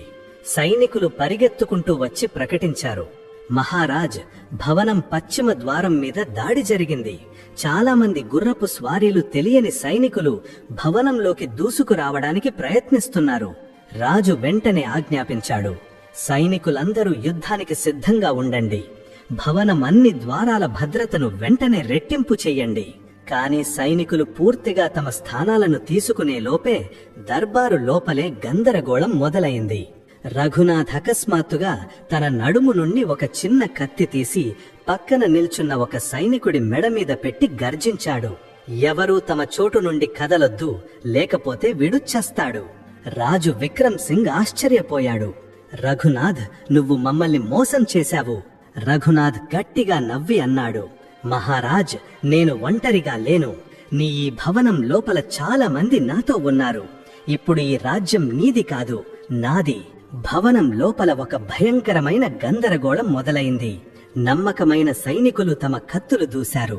కాని రఘునాథ్ నమ్మకమైన వాళ్లు కూడా ఇప్పుడు బయటకు వచ్చారు. రాజు విక్రమ్ సింగ్ కళ్ళు కోపంతో ఎర్రగా మారాయి. ఆయన గర్జిస్తూ అన్నాడు, రఘునాథ్, నువ్వు రాజద్రోహం చేశావు. నీ శిక్ష కేవలం చావు మాత్రమే. రఘునాథ్ మళ్లీ గట్టిగా నవ్వాడు. మహారాజ్, శిక్ష వేసే ముందు నిన్ను నువ్వు కాపాడుకో. ఎందుకంటే ఈ రోజు ఈ భవనానికి కొత్త రాజును నేను కాబోతున్నాను. సుమిత్ర ఇదంతా చూసి ఇంకా భయపడింది. ఆమె రఘునాథ్ పేరు చెప్పబోతోంది. కాని ఇప్పుడు అతనే తనను తాను అందరి ముందు బయట పెట్టుకున్నాడు. నేను రాజుకు సహాయం చెయ్యాలా లేక రఘునాథ్ వైపు ఉండాలా? ఆమె మనసులో ఒక భయంకరమైన యుద్ధం మొదలైంది. ఒకవేళ ఆమె రాజు వైపు ఉంటే రఘునాథ్ ఆమెను చంపేస్తాడు. ఒకవేళ ఆమె రఘునాథ్ వైపు ఉంటే రాజు ఆమెను ఎప్పటికీ క్షమించడు. నమ్మకమైన సైనికులకు రఘునాథ్ మనుషులకు మధ్య ఒక భయంకరమైన యుద్ధం మొదలైంది. కత్తుల చప్పుడు, కేకలతో నేల ఎర్రగా మారుతోంది. రాజు తన కత్తి తీసి ఒకే దెబ్బకు 2 ద్రోహులను చంపేశాడు. కాని అప్పుడే రఘునాథ్ మనుషులలో ఒకడు రాణి మధులిక మీద కొట్టడానికి తన కత్తి ఎత్తాడు. మధులిక ఏదైనా అర్థం చేసుకునే లోపే సుమిత్ర ఒక మెరుపు వేగంతో ఆమెకు అడ్డంగా వచ్చింది. ఆ కత్తి దెబ్బ సుమిత్ర చేతి మీద పడింది. ఆమె చేతి నుండి రక్తం ధారగా కారుతోంది. ఆమె తన ప్రాణాలకు తెగించి రాణిని కాపాడింది. భవనం లోపల యుద్ధం తారాస్థాయికి చేరింది. రాజు విక్రమ్ సింగ్ కత్తి వరుసగా శత్రువులను చంపుతోంది. కాని రఘునాథ్ మనుషుల సంఖ్య ఎక్కువగా ఉంది. రాణి మధులికను కాపాడిన తరువాత సుమిత్ర నొప్పితో మూలుగుతోంది. కాని ఆమె ధైర్యం కోల్పోలేదు. ఆమె పక్కన పడియున్న ఒక కత్తిని తీసుకుని రఘునాథ్ సైనికుడి మీద పూర్తి బలంతో దాడి చేసింది. మధులిక నమ్మలేకుండా సుమిత్ర వైపు చూసింది. ఏ ఆవిడైతే ఆమె స్థానం తీసుకోవాలని ప్రయత్నించిందో ఈ రోజు ఆమెను కాపాడుతోంది. రఘునాథ్ ఇది చూసి కోపంతో ఊగిపోయాడు. అతను తన కత్తి ఎత్తి గర్జించాడు, సుమిత్ర, నువ్వు నన్ను మోసం చేశావు. ఇప్పుడు నిన్ను బ్రతకనివ్వను. రఘునాథ్ తన పూర్తి బలంతో కత్తి విసిరాడు. కాని సుమిత్ర నొప్పితో ఉన్న కిందకు వంగింది. అదే సమయంలో రాజు విక్రమ్ సింగ్ వెనుక నుండి వచ్చి ఒక గట్టి దెబ్బ కొట్టాడు. రఘునాథ్ కత్తి అతని చేతి నుండి జారి కింద పడింది. మరుక్షణమే రాజు కత్తి అతని ఛాతిలో దిగింది. రఘునాథ్ రొప్పుతూ వెనక్కి పడ్డాడు. అతని కళ్లలో లోతైన అపనమ్మకం. మహారాజ్, ఇది జరగకూడదు అంటూ అతను నేల మీద పడిపోయాడు. అతని ప్రాణాలు పోయాయి. తమ నాయకుడు చనిపోవడం చూసి అతని మనుషులు భయపడ్డారు. తమ ప్రాణాలు కాపాడుకోవడానికి పారిపోయారు. భవనం నమ్మకమైన సైనికులు మిగిలిన తిరుగుబాటుదారులను కూడా తరిమేశారు. చివరికి భవనం మళ్లీ సురక్షితంగా అయ్యింది. రాజు తన రక్తంతో తడిసిన కత్తిని కింద పెట్టి మధులిక వైపు చూశాడు. ఆమె సురక్షితంగా ఉంది. కాని ఆమె చూపులు గాయపడిన సుమిత్ర మీద ఉన్నాయి. సుమిత్ర కళ్లలో పశ్చాత్తాపం, కన్నీళ్లు ఉన్నాయి. ఆమె రాజు ముందు మోకాళ్ల మీద కూర్చుని చెప్పింది, మహారాజ్, నేను చాలా పెద్ద నేరం చేశాను. కాని నేను చివరిలో రాణిగారిని కాపాడటానికి ప్రయత్నించాను. దయచేసి నన్ను క్షమించండి. రాజు ఒక లోతైన శ్వాస తీసుకుని అన్నాడు, సుమిత్ర, నీ నేరం చాలా పెద్దది, క్షమించలేనిది. కాని నువ్వు చివరిలో పశ్చాత్తాపపడ్డావు. నీ ప్రాణాలను పణంగా పెట్టావు. నేను నీకు మరణశిక్ష వేయను. కాని ఇప్పుడు నీకు ఈ భవనంలో ఏ స్థానం లేదు. సుమిత్ర తన తల దించుకుంది. ఆమెకు తెలుసు ఇదే ఆమె అసలైన శిక్ష అని. రాజభవనం కలకన్న ఆవిడ ఇప్పుడు ఎప్పటికీ ఆ కలకు దూరంగా ఉండాలి. రాజు ఆమెను భవనానికి చాలా దూరంగా ఉన్న ఒక ఊరిలో ఉండమని ఆజ్ఞాపించాడు. అక్కడ ఆమె ఒక కొత్త, ఎవరికీ తెలియని జీవితం మొదలు పెట్టవచ్చు. కొన్ని రోజుల తరువాత భవనంలో మళ్లీ శాంతి నెలకొంది. రాజు, రాణి తమ రాజ్యాన్ని ముందుకన్నా గట్టిగా చేశారు. ఇప్పుడు వాళ్ళు ముందుకన్నా ఎక్కువ జాగ్రత్తగా, తెలివిగా ఉన్నారు. మధులిక అప్పుడప్పుడు ఒంటరిగా ఉన్నప్పుడు అనుకునేది, ఒకవేళ సుమిత్ర ఆ రోజు ఆశపడి ఇదంతా చెయ్యకపోతే బహుశా ఆమె తలరాతలో ఇంకేదైనా రాసి ఉండేదేమో. కాని ఇప్పుడిది కేవలం గతం తాలూకు ఒక కథ. అది భవనం ఎత్తైన మౌన గోడలలో ఎప్పటికీ సమాధి అయిపోయింది.